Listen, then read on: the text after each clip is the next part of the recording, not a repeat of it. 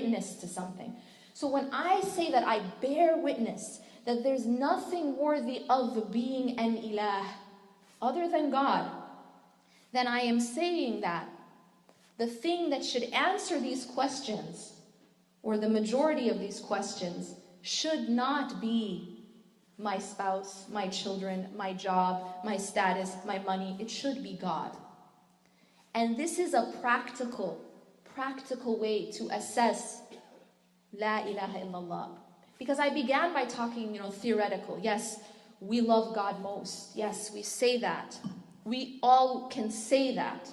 Yes, I love God most. Do you really love God most?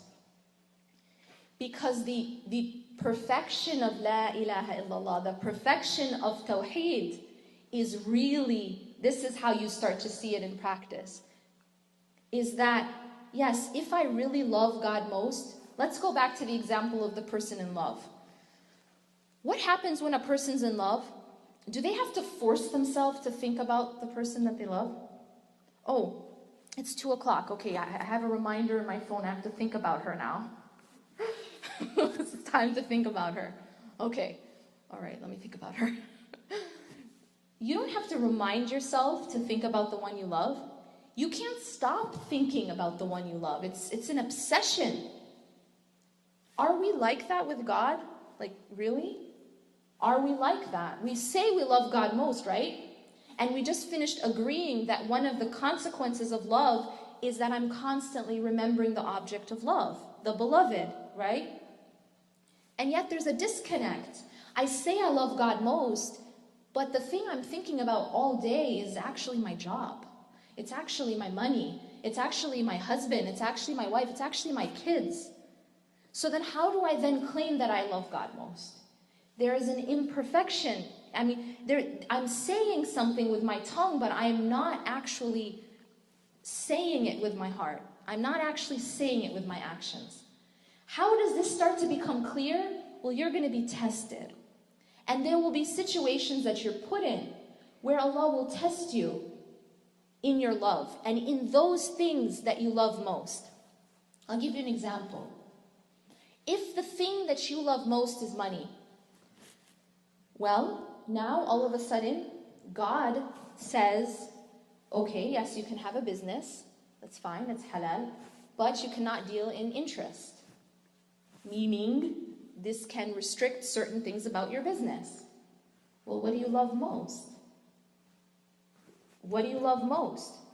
Okay, yeah, I love to have a big house. Are you allowed to have a big house? Yes or no? It's halal. But what if, in order to have that big house, I have to take this huge mortgage on huge amounts of interest? Okay, well now again, my love is being tested. Well, what do I love most?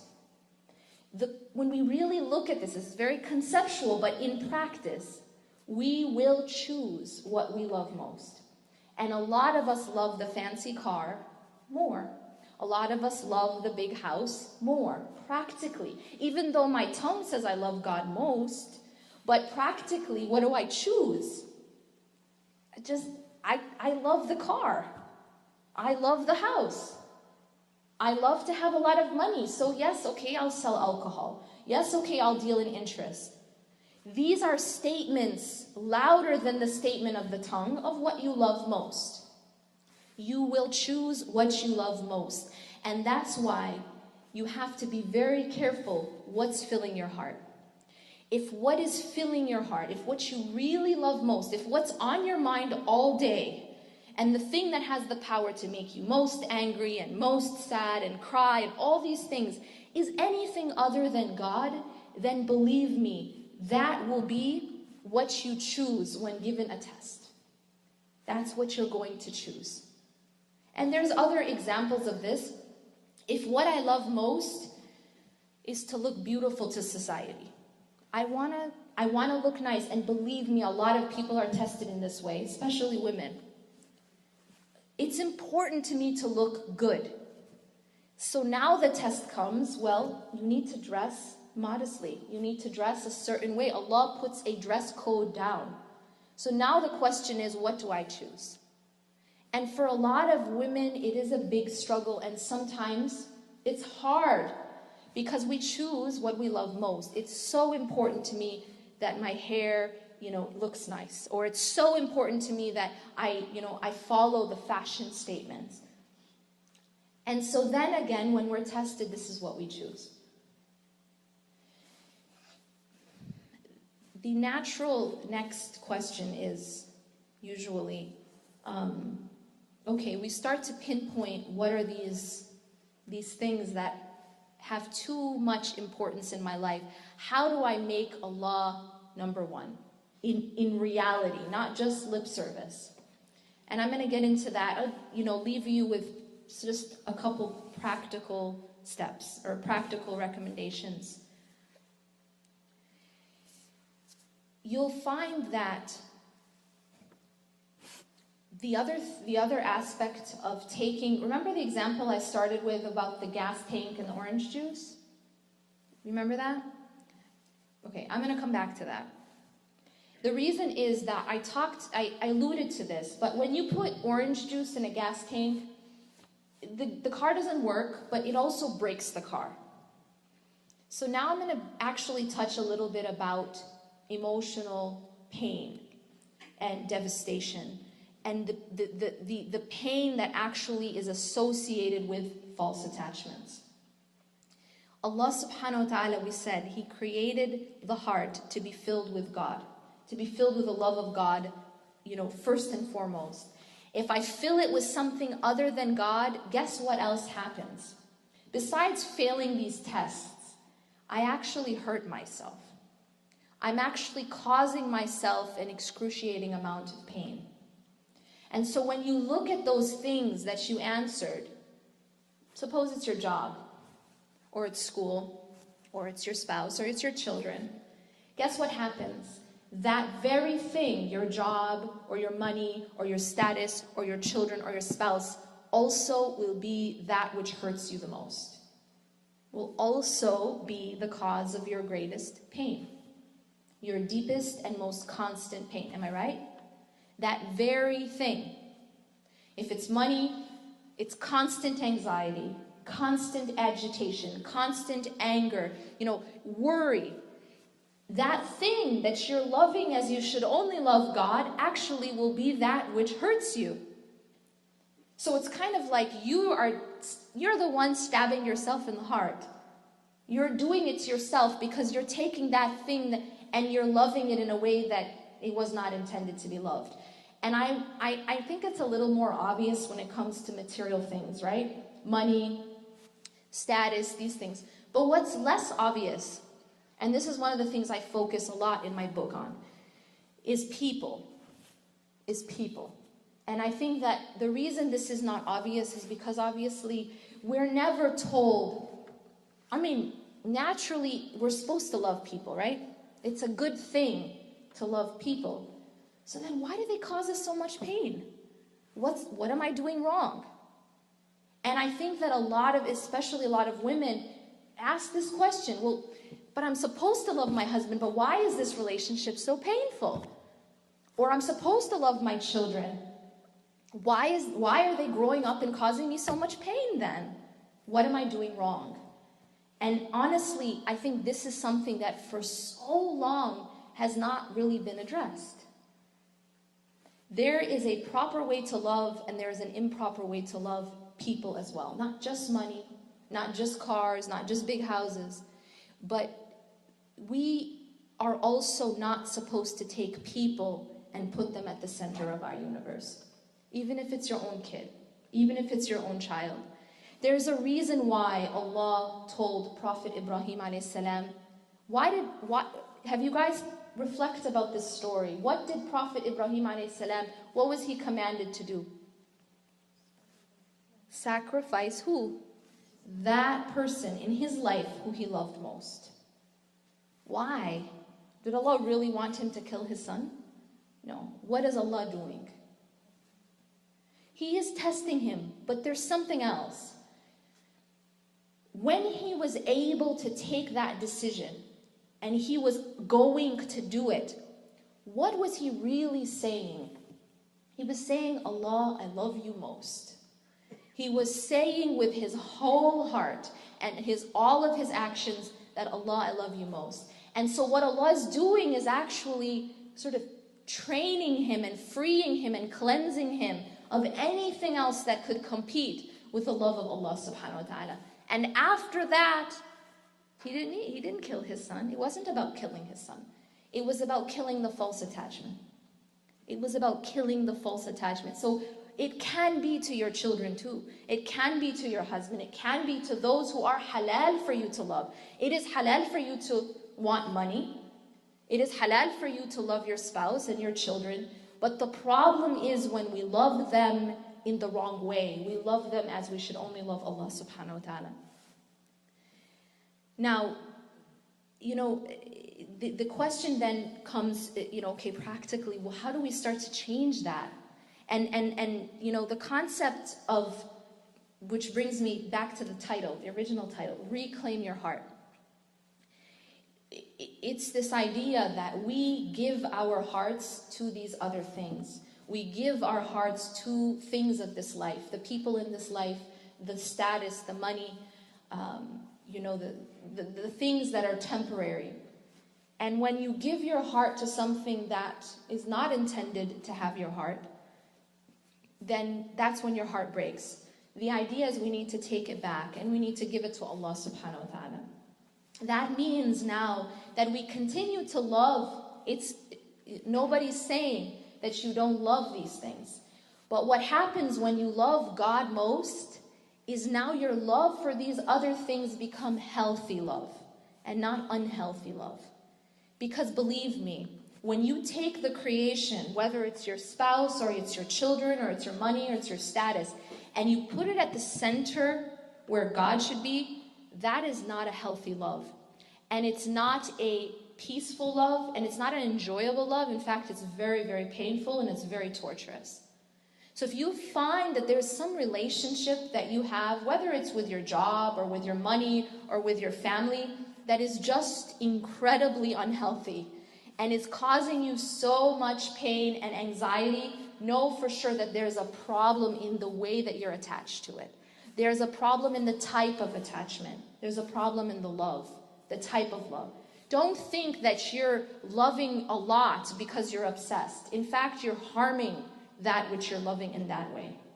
You are actually harming that child. You're actually harming that spouse. This isn't a healthy love. It's a dependent love. And a dependent love on the creation kills both the thing that you're dependent on and yourself. It hurts both. The only way to love in a healthy way and in an unselfish way is when your only dependency is on God. Because you see that there's a difference between needing something and loving something. There is a difference between needing something and loving something. And it's when you need something that you actually harm that which you need and you harm yourself. So the relationships, in order for them really to be healthy, it cannot be based on these false dependencies. The only way to be healthy is to have your fill by God and your relationship with Him. And then now, when you love, you can love in a healthy way. You can give to your children, you can give to your spouse, but it isn't this sort of addiction, this need. It's not the love of a beggar, but in fact, it's a very generous person because the fill is from Allah subhanahu wa ta'ala. Practically, how do you get there? I'm going to give you just one thing that, like, conceptually, which I think is the easiest way. Let me give you this example. You know how little kids, if they see a toy on TV, suppose they see a commercial, and there's this new toy car that's on the commercial, and this child just falls in love with the car. It's a toy, it's a Ferrari, but it's a toy. And that child can't think of anything else, right? I want that car. I want that car. It becomes an obsession with the child. Every day asking their parents, buy me that car, buy me that car. He walks by the store window, sees the car, wants the car, really can't think of anything else. This is hard. Now try fine. Finally the kid gets the car. He's holding the car in his hand. Try taking that car out of that child's hand. It's not going to be, is it going to be easy? No, this child is extremely attached to this toy, and you cannot take it out of his hand. But let me ask you this. What happens to that child if he were to see a real car? So he is so in love with this toy car, the toy Ferrari, right? Right? But what happens when he grows up and he sees a real Ferrari? What happens now to his previous obsession with the toy car? The false version. What happens? Is it hard to take that car out of his hand anymore? Yes or no? Once he sees the real thing, it's not hard anymore. Can someone tell me why? Something better? Because he saw something better. It's really very simple. You know, they say you never get over someone until you find someone else to replace them, to preferably someone better, right? This is the concept I'm trying to convey now. Why is it so hard for us to let go of things of this life? It's because we haven't seen something better. There is something better than this life, but we don't see it. It's just this concept in the back of our head we learned about when we were little. Yeah, we know there's a hereafter. Yeah, we know there's a Jannah, but we don't really see it. We're not really conscious of it. We don't remember it because we're always constantly remembering this life. We don't really sit and think and reflect and prepare for that life which is better. Because anytime you take the false version and the real version and you put them next to each other, guess what happens to the false version? It's nothing. Now my attachment to that thing, it's not hard to break anymore. Yeah? The ex is nothing once you find the new partner, right? It's not hard anymore. But it's only hard when you don't see something better to replace it. Allah has given us something better, but we just don't see it. We haven't seen the real car. We have not seen the real car. We don't see it. We're so focused on the toy. So focused on this life. بَلْ تُؤْثِرُونَ الْحَيَاةَ الدُّنْيَا وَالْآخِرَةُ خَيْرٌ وَأَبْقَى. You prefer the life of this world when the other life, وَالْآخِرَةُ, the hereafter, is better and more lasting. What's the problem with this life? Two things. It's not perfect. Anybody had a perfect life? Anyone? It doesn't matter how much money you have, how much status you have, how much power you have, how much beauty you have. You will never have a perfect life. Am I right? وَأَبْقَى. What else is wrong with this life? What else is the problem? Is it doesn't last. No matter how nice your car is, no matter how big your house is, no matter how beautiful you are, it all passes away. You can never have it forever. This life is imperfect by its very nature. Allah is telling us that there's another life that is better and more lasting. It is perfect and it doesn't come to an end. So why are we preferring this life? Why are we so caught up in the toy car? It's only because we don't have something better to compare it to. Similarly, why are we so caught up in the creation? Because we don't see the Creator. Okay? We live our lives obsessed with the creation. People, what are people thinking? What are people saying? What are people doing? But we spend very little time worrying and thinking about what does Allah think of me? What am I doing for Allah? Is Allah pleased with me? Are the people pleased with me? Are the people displeased with me? What are they going to say about me? What are they going to think about me? Even parents, they tell their kids, what are people going to say? It's like, that's all we see. And so we can't get over this false attachment because we haven't seen the real thing. We haven't seen the Creator. We only see the creation. And so practically, how do I apply this practically? We need to increase in our remembrance of the real thing. It's very simple. There's no fancy equation. It's as Allah tells us to remember Him and remember Him a lot. we don't remember him enough. Even if we pray 5 times a day, let's be real. What are we thinking about when we're praying?